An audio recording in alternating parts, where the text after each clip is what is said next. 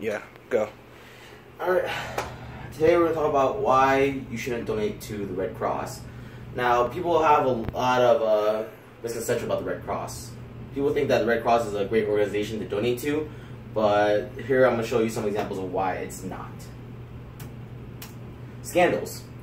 The Red Cross has a lot of scandals, especially with major disasters in the recent years. For example, they have the September 11th scandals, where about 6% of the donation relief never really made it to them.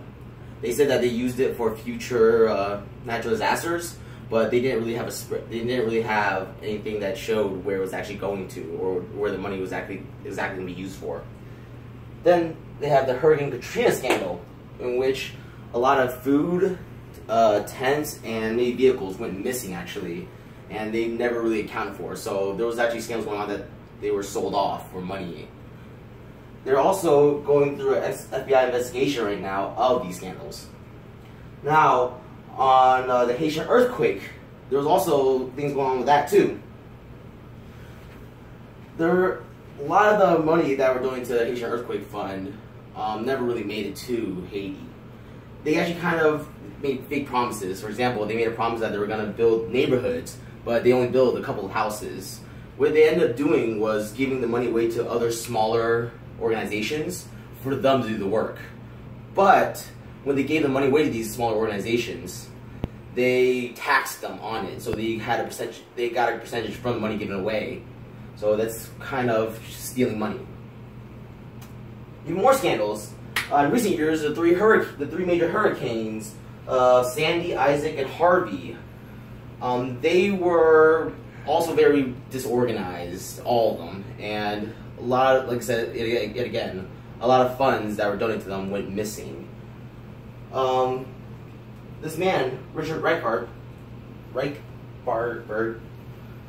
well, he was actually a manager of distributing goods and services for, I believe, Hurricane Sandy, and he criticized the Red Cross for caring more about its public image in recent years compared to actually helping people. Because of all the old scandals, it's something that would be believable.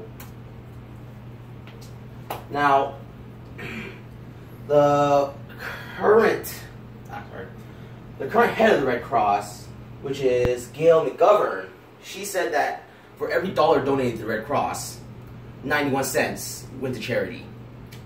But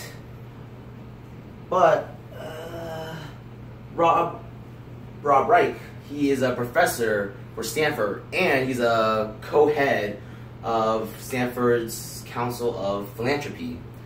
He did the math for it and argued that not only was the statement a lie, but only about 70% or less of every dollar went to charity. They also lied about blood donations. One of their biggest business is actually blood donations. That's how they get most of their money. Well, it's a $2 billion industry, and they don't really have a statement of what they do with the blood donation money. They combine the funds for both into the charity fund, but they don't ever have like any spreadsheet or any exact idea of where the money is going. They don't ever publicly say it. So because they don't publicly say where the money is going to, you don't know where your money that you're donating to is going to at all. Now, there are many ways that you can combat this. For example, you can check for legitimacy online. You could check out your local charities, because local charities will actually stay after the news cycle has died down, and you can donate to those. But overall, you should always research, because if you don't do your full research, you could be donating to something that you don't really know about. For example, the Red Cross. And these are my sources.